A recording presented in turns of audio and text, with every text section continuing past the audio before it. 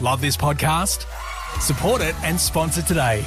Simply head to ozcastnetwork.com for details.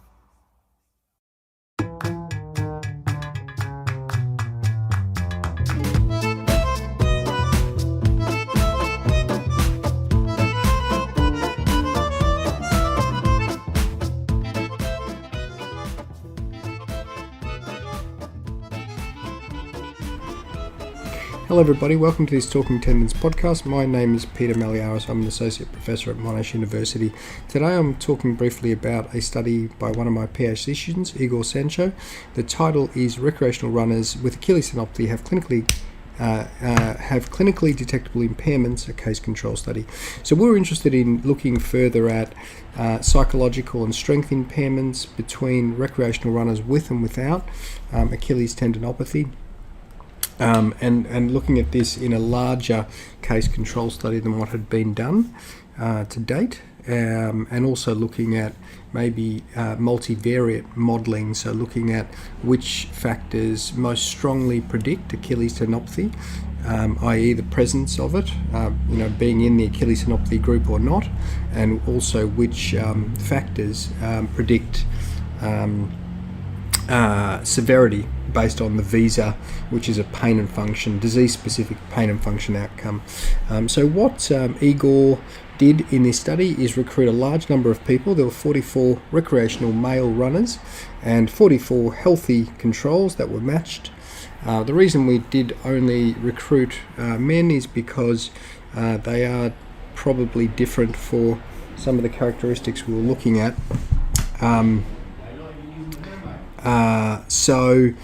Some of the factors that Igor looked at in terms of potential predictors of Achilles tendinopathy were things like, psychological function based on the Tampa. There was also the PAS, which is a pain and anxiety symptom scale. There was also things like hopping. He measured pain with hopping, how much hopping pain they had, so loading pain, as well as the VISA outcome that I've mentioned already. He looked at a comprehensive battery of clinical strength tests that could be done in the clinic, and these were things like heel raise endurance, which is really commonly done for Achilles tendinopathy, but also things that are less commonly done, like 6 repetition maximum, which is a repeated rep max test. So how much weight can you shift 6 times? And he did this in a seated calf raise in a Smith machine, which is something that we use commonly to assess these people with Achilles tendinopathy issues. So that was interesting. He looked also at dynamometry around the hip abduction and extension, and also knee extension and knee flexion, so leg curl, leg extension, as a 6RM test on sort of 6RM machines, machine testing. So that was quite comprehensive. A look at sort of all these variables and how they might relate to Achilles tendinopathy. He also looked at activity. So he looked at the IPAC questionnaire for activity and a whole host of sort of demographic variables, age, and also BMI, height and weight, etc. So that was basically the factors, and again, the key aims were to see which factors were different between the groups on a univariate level, just if you look at them individually, but then if you put them into a model, a multivariate model, which ones are the strongest predictors of Achilles tendinopathy and Achilles tendinopathy severity. What we found in this study was that generally most of the factors, I'm just looking at the table here and reminding myself as I go, but most of the factors were different between the groups. So they were matched for things like age and weight. BMI was different between the groups. And things like activity. We didn't match one-on-one for activity. That was different. So the Achilles tendinopathy people were less active, as you might imagine would be the case. Obviously they had more hopping pain and they had lower VISA scores, so more pain and disability. They also had more psychological symptoms like fear avoidance, kinesiophobia, as well as anxiety and depression. So those were present in the Achilles tendinopathy group. Then when you look at the strength tests, all the strength tests were different between the groups, with the Achilles tendinopathy being performing less well than the healthy controls on all of the strength measures: the standing heel raise test, the seated calf raise test, the leg extension, hip abduction, hip extension, and also another one that I didn't mention before is hopping duration, so how long they could hop for. That was another measure. So all of them were impaired for the Achilles tendinopathy group, except for the leg curl. The leg curl wasn't different between the groups. So that was the univariate level. And what was quite interesting with what we did from an analysis point of view is that we put them into a multivariate logistic regression model where we tried to predict which factors were most strongly predictive of Achilles tendinopathy being in the Achilles tendinopathy group. So that comes out with odds ratios as the measure of effect. And what we found in the multivariate model was that the factors that most strongly predicted membership of the Achilles group were having lower activity level, having higher seated heel raise, 6RM, and having being shorter. So those factors predicted. So the height one is a bit odd, but the other ones are really interesting. And also logical. That the Achilles group was basically less active, and also they had a lower 6RM strength on the seated calf raise.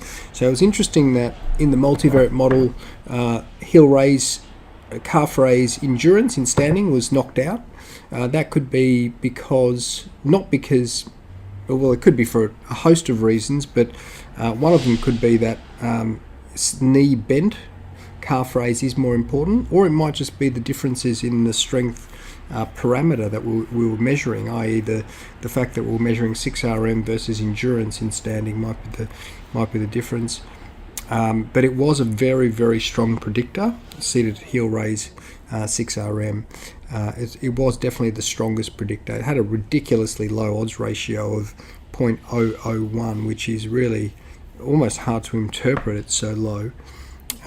Whereas something like activity, the odds ratio is 0.19, suggesting that for every increase in the activity scale of 1, there was pretty much an 80% reduction in the chance of being in the tendinopathy group. So again, a strong odds ratio, a strong effect. So the weakest effect was for height.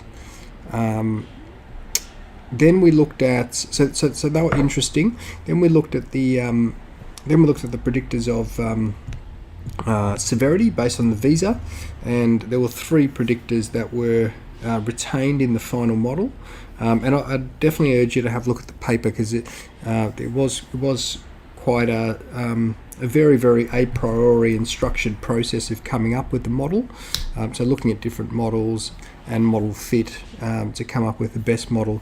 But in this model predicting visa, what we found is that BMI was a predictor. So the higher the BMI, the lower the visa, or vice versa, and also pain during hopping, which is not surprising because it's sort of an overlapping measure with pain and function in the pain and disability in the visa, and then leg curl 6RM, which was a bit of an odd one, but was retained in the final model.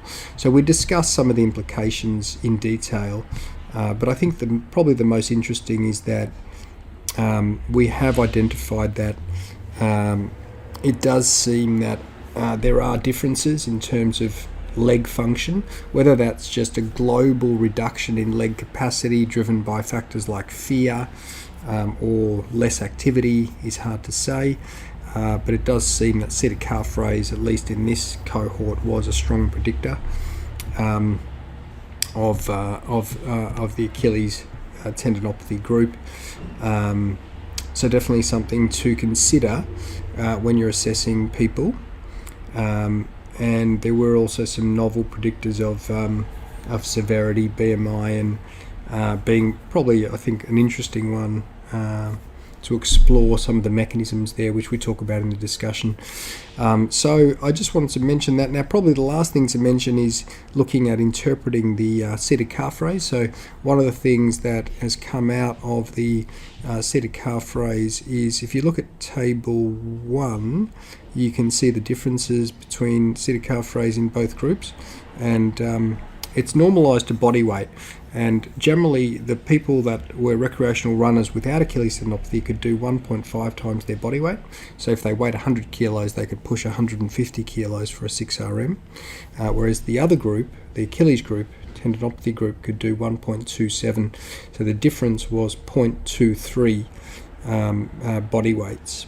And that the interesting thing about that is how narrow the confidence intervals are. The 95% confidence interval is so narrow.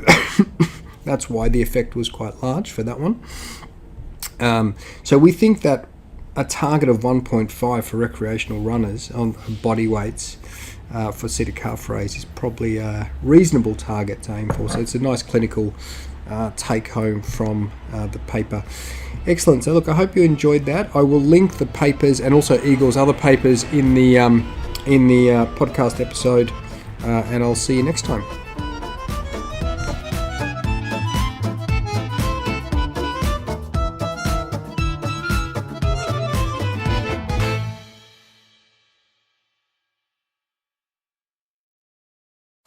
Love this podcast?